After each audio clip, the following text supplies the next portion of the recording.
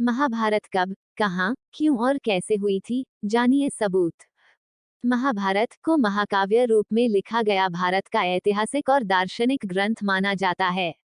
ये विश्व का सबसे बड़ा महाकाव्य ग्रंथ है। इसमें लगभग 1 लाख श्लोक हैं, जो इलियड और ओडिसी से 7 गुना ज्यादा माना जाता है। महाभारत का एक छोटा सा हिस्सा मात्र है गीता। महाभारत में वेदों और अन्य हिंदू ग्रंथों का सार निहित है। महाभारत को महर्षि वेद व्यास जी ने लिखा था। आओ जानते हैं महाभारत कब, कहाँ, क्यों और कैसे हुई थी। महाभारत का युद्ध कब हुआ था? शोधानुसार महाभारत का युद्ध 22 नवंबर 3067 ईसा पूर्व हुआ था। तब भगवान श्री कृष्ण 55 या 56 वर्ष के थे।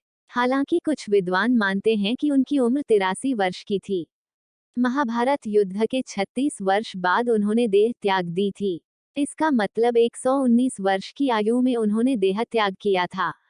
आर्यभट्ट के अनुसार महाभारत युद्ध 3137 ईपू में हुआ। पुराणों के अनुसार श्री कृष्ण की आयु 125 वर्ष बताई गई है, जबकि ज्योतिषों के मतानुसार उनकी आयु 110 वर्ष थी। ज्योतिषियों अनुसार कलियुग के आरंभ होने से 6 माह पूर्व मार्गशीर्ष शुक्ल 14 को महाभारत का युद्ध का आरंभ हुआ था, जो 18 दिनों तक चला था। कलियुग का आरंभ श्री कृष्ण के निधन के 35 वर्ष पश्चात हुआ। महाभारत ग्रंथ की रचना कब हुई थी? विद्वानों का मानना है कि महाभारत में वर्णित सूर्य और चंद्र ग्रहण के अध्ययन से पता चलता है कि इसकी रचना 31वीं सदी ईसा पूर्व हुई थी, जबकि आमतौर वर्तमान के शोधकर्ता अनुसार इसका रचनाकाल 1400 ईसा पूर्व का माना जाता है।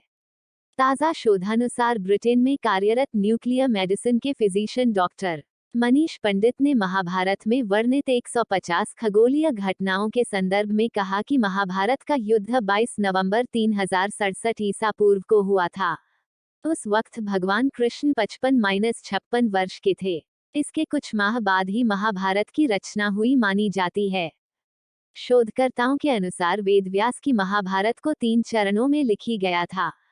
पहले चरण में 8800 श्लोक, दूसरे चरण में 24,000 और तीसरे चरण में 1 लाख श्लोक लिखे गए।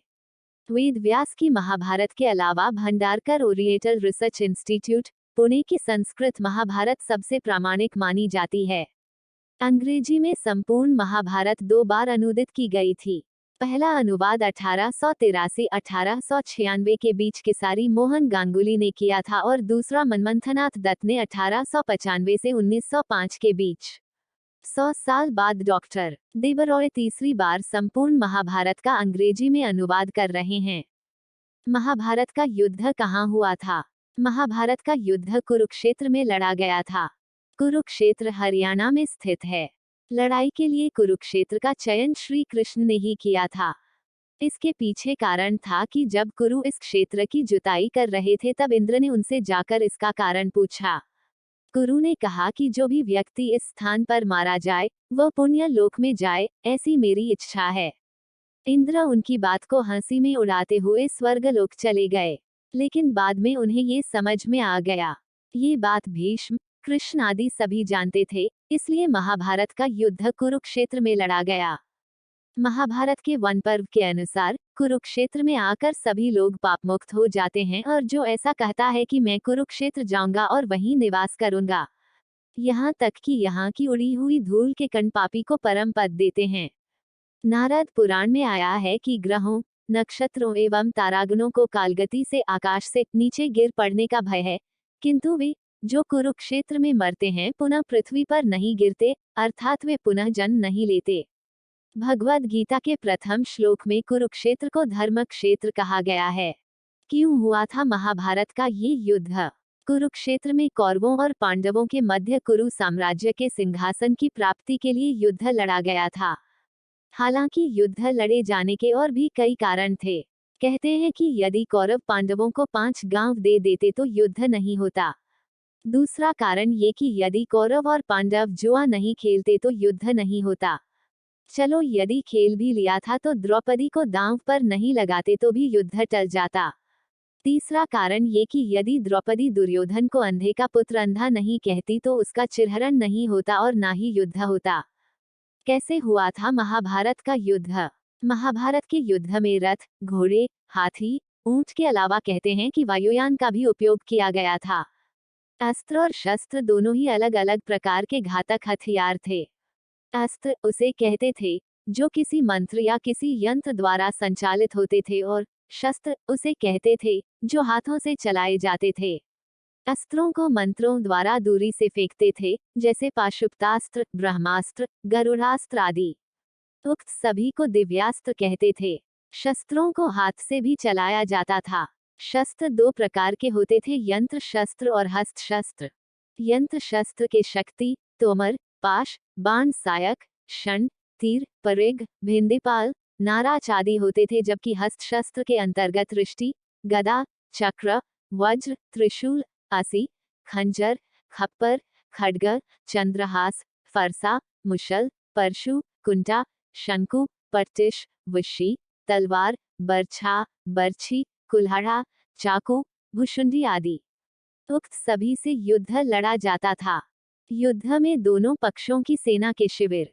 महाभारत युद्ध से पूर्व पांडवों ने अपनी सेना का पड़ाव कुरुक्षेत्र के पश्चिमी क्षेत्र में सरस्वती नदी के दक्षिणी तट पर बसे समंत्र पंचक तीर्थ के पास हिरण्यवती नदी, सरस्वती नदी की सहायक नदी के तट पर डाला। कौरवों ने कुरुक्षेत्र के पूर्वी भाग में वहां से कुछ योजन की दूरी पर एक समतल मैदान में अपना पड़ाव डाला। दोनों ओर के शिविरों में सैनिकों के भोजन और घायलों के इलाज की उत्तम व्यवस्था थी। हाथी, घोड़े और रथों की अलग व्यवस्था थी। हजारों शिविरों में से प्रत्येक शिविर में प्रचुर मात्रा में खाद्य सामग्री, अस्त्र शस्त्र, यंत्र और कई वैद्य और शिल्पी वेतन देकर रखे गए। दोनों सेनाओं के बीच में युद्ध के लिए 5 योजन 1 योजन इक्वल्स 8 किलोमीटर की परिधि, विष्णु पुराण के अनुसार 4 कोस या कोश इक्वल्स 1 योजन इक्वल्स 13 किलोमीटर से 16 किलोमीटर इक्वल्स 40 किलोमीटर का घेरा छोड़ दिया गया था। पितामह भीष्म की सलाह पर दोनों दलों ने एकत्र होकर युद्ध के कुछ नियम बनाए। उनके बनाए हुए नियम निम्नलिखित हैं। प्रतिदिन युद्ध सूर्योदय से लेकर सूर्यास्त तक ही रहेगा। सूर्यास्त के बाद युद्ध नहीं होगा। 2. युद्ध समाप्ति के पश्चात छल कपट छोड़कर सभी लोग प्रेम का व्यवहार करेंगे। 3. रथी रथी से, हाथी वाला हाथी वाले से और पैदल पैदल से ही युद्ध करेगा। 4. एक वीर के साथ एक ही वीर युद्ध करेगा। 5. भय से भागते हुए या शरण में आए हुए लोगों पर अस्त्र शस्त्र का प्रहार नहीं किया जाएगा। 6. जो वीर निहत्था हो जाएगा उस पर कोई अस्त्र नहीं उठाया जाएगा। 7. युद्ध में सेवक का काम करने वालों पर कोई अस्त्र नहीं उठाएगा। महाभारत के अनुसार इस युद्ध में भारत के प्रायः सभी जनपदों सहित कुछ विदेशी राज्यों ने भी भाग लिया था। माना जाता है कि महाभारत युद्ध में एकमात्र जीवित बचा कौरव युयुत्सु था और 24,165 कौरव सैनिक लापता हो गए थे, जबकि महाभारत के युद्ध के पश्चात कौरवों की तरफ से 3 और पांडवों की तरफ से 15 यानी कुल 18 योद्धा ही जीवित बचे थे। कहानी पसंद आई है तो लाइक शेयर कमेंट बॉक्स में अपनी सलाह जरूर दे और ऐसे ही मजेदार कहानियों के लिए मेरे YouTube चैनल को सब्सक्राइब कर लो। धन्यवाद।